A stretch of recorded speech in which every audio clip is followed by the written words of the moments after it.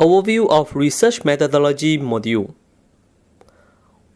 Welcome to the Research Methodology module, the first module I offer through Open Learning UPSI.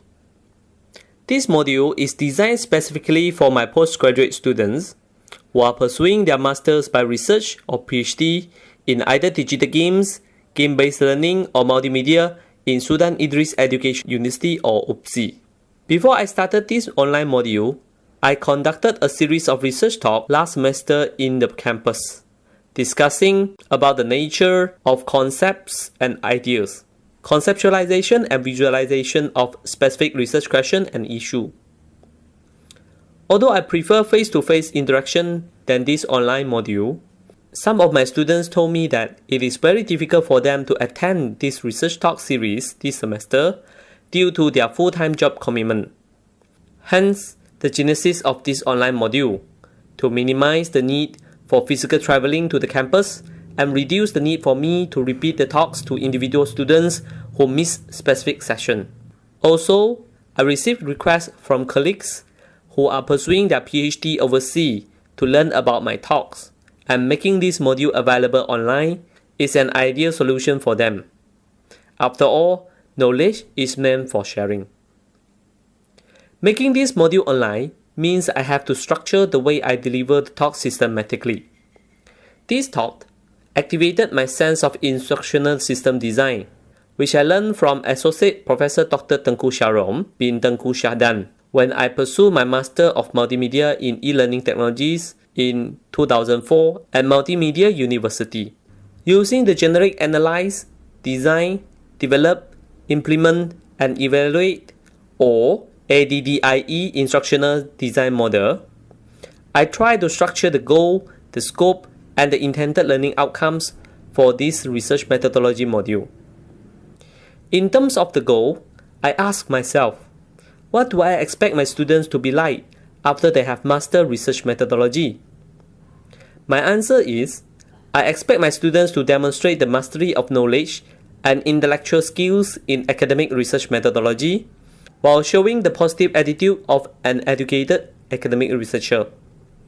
Then, I structure the level of complexity in knowledge, intellectual skills, and attitude, and set the schema of criteria for each of those levels. In practice, I set the levels of complexity in knowledge domain into three, which are knowledge of research and methodology, knowledge of ways and means of dealing with research and methodology, and knowledge of the universals and abstractions in research and methodology. At the first level, I expect my student to know all of the key terms and specific facts associated to research and methodology. It is important to highlight that I don't expect them to memorize the meanings of those terms or facts and then recite them when they are asked to define those terms or to list those facts. They should be able to define key concepts associated to research methodology using their own words. I mean, what they have understood, comprehended, and then constructed based on their prior learning experience. In this module, I have listed 9 terms for them to define. They are research, research design, proposition, paradigm, method, methodology, epistemology, ontology, and philosophy. After having their own definitions, they ought to refer to the definitions of other people and probably investigate how and why others define those concepts differently, and then determine whether to defend their initial definitions or pre-comparison definitions, or to adopt or adapt others' definitions. Once they make up their mind, they have actually attained the first intended learning outcome of this module, that is, define key concepts associated to research methodology, i.e., research, research design, proposition, paradigm, method, methodology, epistemology, ontology, and philosophy. Apart from the knowledge of terminology, I would expect my students to remember prominent figures in the history of research methodology.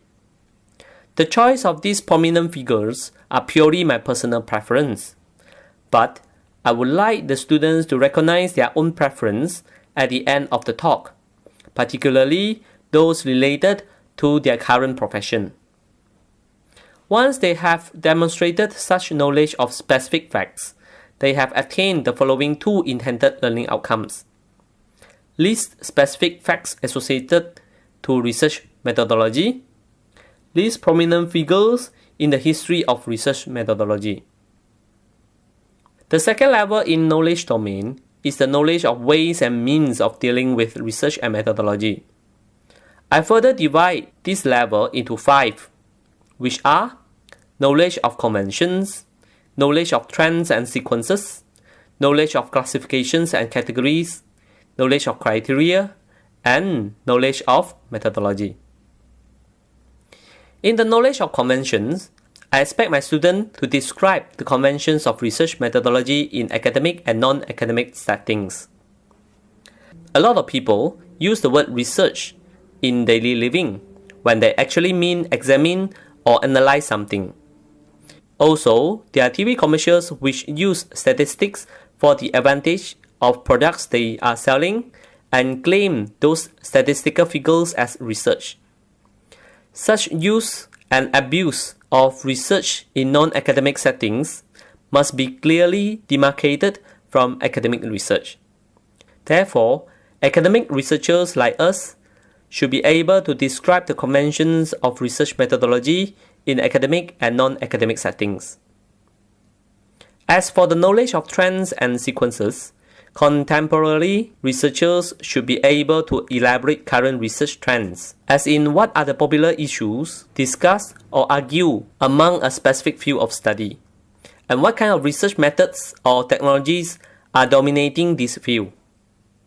Also, researchers should be able to elaborate generic research sequences in both scientific and humanistic fields of knowledge.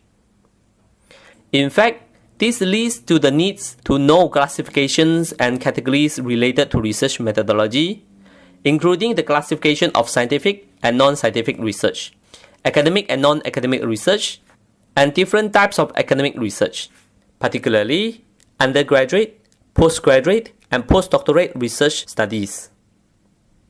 Besides, researchers should also master the knowledge of criteria. They should be able to list and describe criteria of good research design even before the conduct of the research. Along the way, researchers should have mastered the knowledge of methodology by describing the nature of general methodology chosen for a research. The third level in knowledge domain is the knowledge of the universals and abstractions in research and methodology. I divided this level into 2, which are the knowledge of principles and generalization, and the knowledge of theories and structures.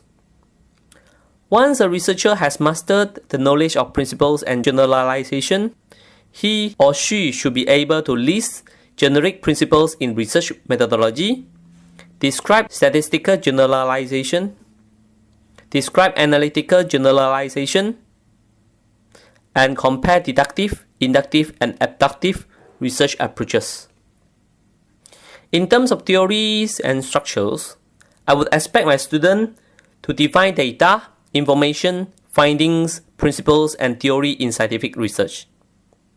Describe the process of theory formation in grounded theory. Differentiate objectivist and subjectivist structures of research design. In conclusion, there are 3 levels of knowledge, 9 types of knowledge, and 19 learning outcomes in the knowledge domain which an academic researcher should acquire and master as shown in Table 1.